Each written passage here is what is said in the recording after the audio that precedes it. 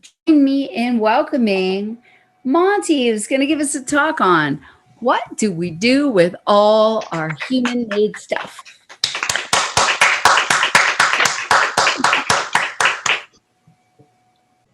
Okay, human-made stuff now outweighs all life on Earth. The sheer scale of buildings, infrastructure, and the other anthropogenic objects underscores our impact on the planet. Humanity has reached a new milestone in its dominance of the planet. Human-made objects may now outweigh all of the living beings on Earth.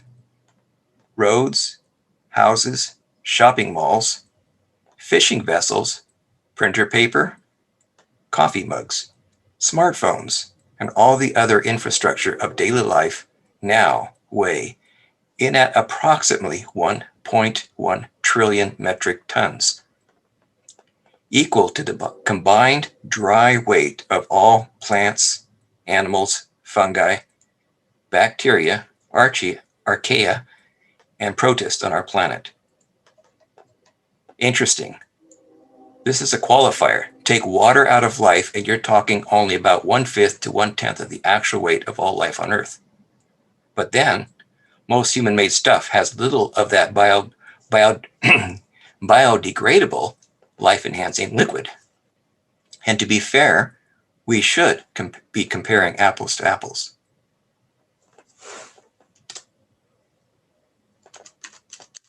All right, somehow my enter button isn't working on my program. Could you tell me what's going on? Because it was working on our test.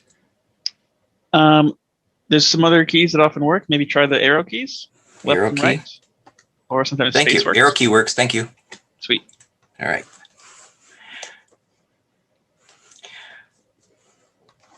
The creation of this human-made mass has rapidly accelerated over the past 120 years. Artificial objects have gone from just 3% of the world's biomass in 1900 to on par with it today. And the amount of new stuff being produced every week is equivalent to the average body weight of all 7.7 billion of us.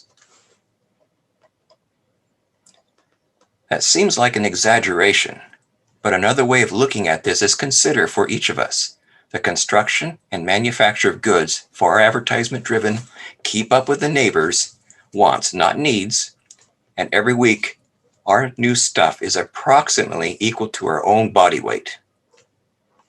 I do wonder if they mean our dry weight, which would be 30 pounds of stuff per week, including empty beverage and water bottles, but then perhaps 150 pounds a week if we are talking about the full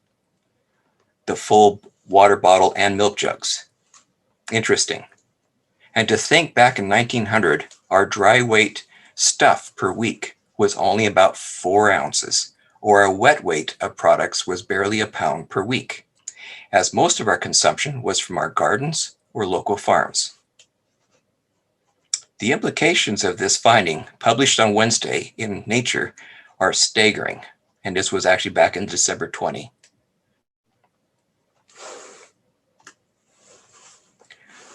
The world's plastics alone now weigh twice as much as the planet's marine and terrestrial animals combined. Buildings and infrastructure outweigh trees and shrubs. We cannot hide behind the feeling that we're just a small species, one out of many. These numbers should be a wake-up call.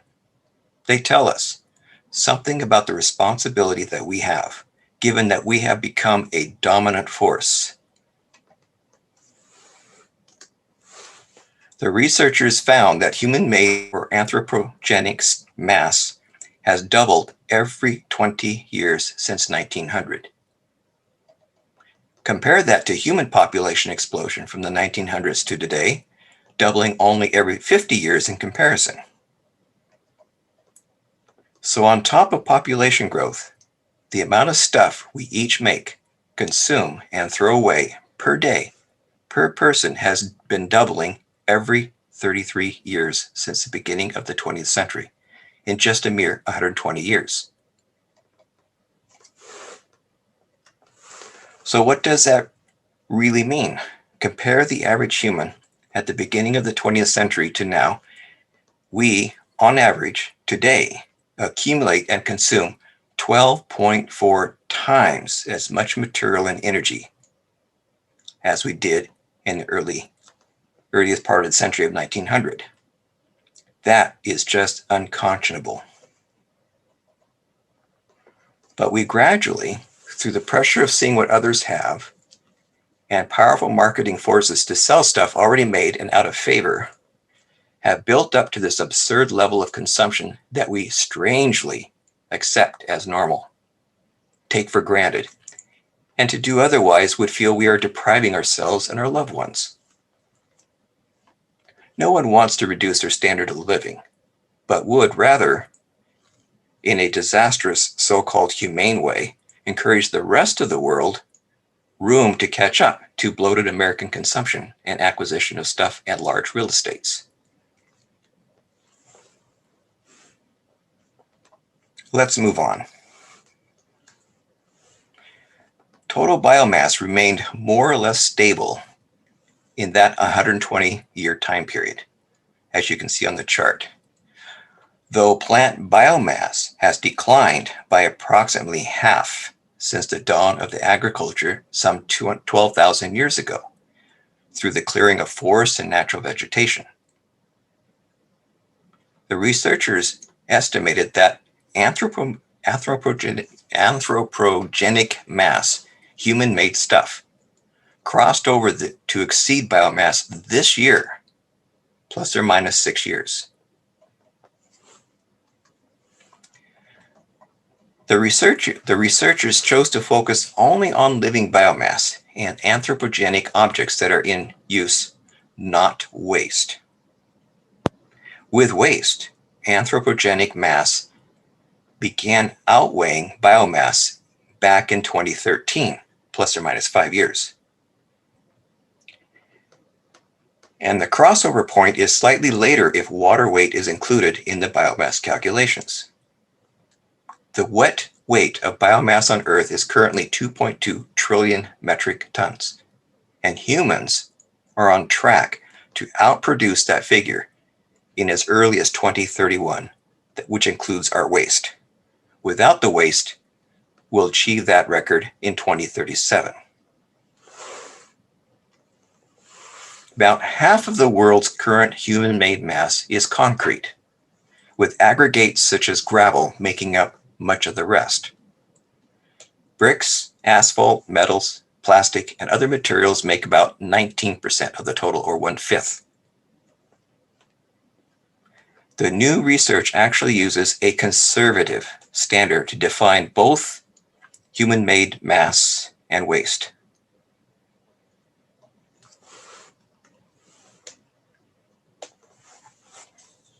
Take, for example, a gold wedding band, such a small item.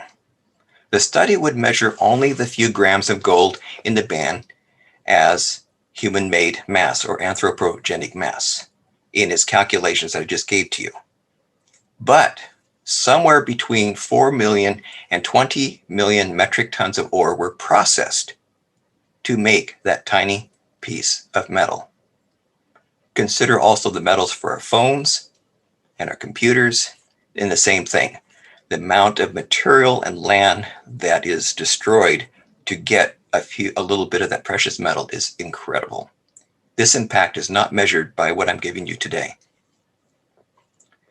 Similarly, the analysis does not take into account billions of tons of earth moved when mining coal for the energy to produce these items, or the dredging for the rare metals. Taking a more expansive view of human activities into account, he says, would put the point at which anthropogenic mass outweighed biomass as early as 1977 if we actually take into account all the land that's destroyed trying to get these precious resources. 1977, not today.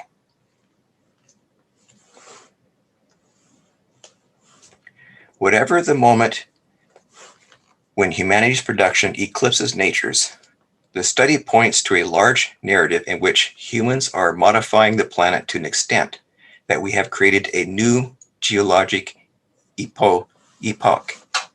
I don't pronounce. I'm a reader. I don't say these words out loud. So sorry. I think it's epoch, epoch, called the Anthropocene, the sixth extinction event in Earth history, occurring right before our very short and feeble lives, with no comprehension of deep history in millions of years. The new research also raises alarms for the future. If current trends hold, anthropogenic mass will grow to 3 times the world's biomass by as early as 2040. There are plenty of metals and minerals available to keep this trend going in the near term.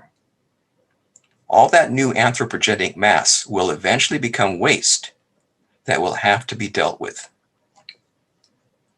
In the next 20 years, we will get as much waste as from the last 110 years together in the next 20 years. Most of what we have now has been built in the last couple of decades since the 1960s. Now, this is becoming an end of life, so we are really facing huge, huge waste flows. So what are the solutions? Instead, it is admirable people like Elon Musk who makes driving electric cars cool. Once rich people catch on to those choices, the rest of us will sadly follow, or perhaps gladly follow.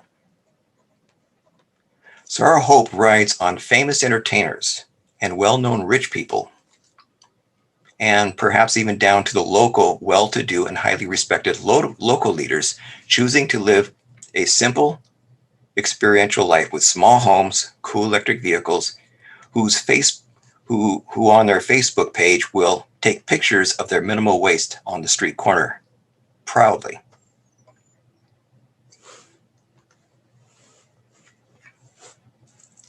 We may need to move to a community-based living areas where there is one kitchen receiving healthy produce in bulk and preparing for the community, received free of packaging. And what containers are reused over and over. Shipping our produce in glass containers is heavy and uses more CO2 to ship. Plastic, even though it's light, on the other hand, is not easily recyclable or reusable. It is better for Tesla semi-milk trucks, or juice trucks, as you might say, to directly fill sterilized large dispensers at community centers and bypass all that waste. Perhaps if we really dream, it would be best to build, perhaps the best infrastructure improvements will be to build small, complete cities, perhaps dome cities with plenty of small green spaces, no cars, just self-driving electric small Uber vehicles, or perhaps people pedaling on their bikes or trikes, and community centers with buffets and places to rent stuff and get out of the idea of owning stuff. And here's a popular way to get the masses to move into these communities. They will be offered first universal basic income as an enticer to give up their wasteful lives and move into these cities. It would be also useful to draft regulations that work in the cost of products to pay for their own collection and recycling of the waste that they produce. And in exchange, since the money has been pre-collected, that all trash will be picked up for free so that people aren't tempted about throwing them in the back corners or in some gravel pit or something. They'll just willingly put it all in the front so we can responsibly collect that stuff and try the best we can to recycle it. And since that service has already been prepaid by the products based on how much effort it takes to collect and recycle it, it's been paid for already when they purchase the product up front. Also in these regulations, we should extend is long extended life on items with very long warranties, and the elimination of the idea items being made obsolete. As long as someone has the item, it must be serviced and relevant until businesses instead decide to rebate the value of your item and replace it with a newer item with the same equivalent function at their cost. This will slow the idea down of always trying to make things obsolete. Once the word gets out, the stress-free stuff, once the word gets out from these people who live in these nice cities to the rest of the communities, how stress-free and clutter-free in their beautiful dome cities with all its parks and how wonderful they are, perhaps there will be an accelerated move into these eco-towns and away from land-wasting sprawl of suburbia. So, what are some of your great ideas out of our human dilemma? The end.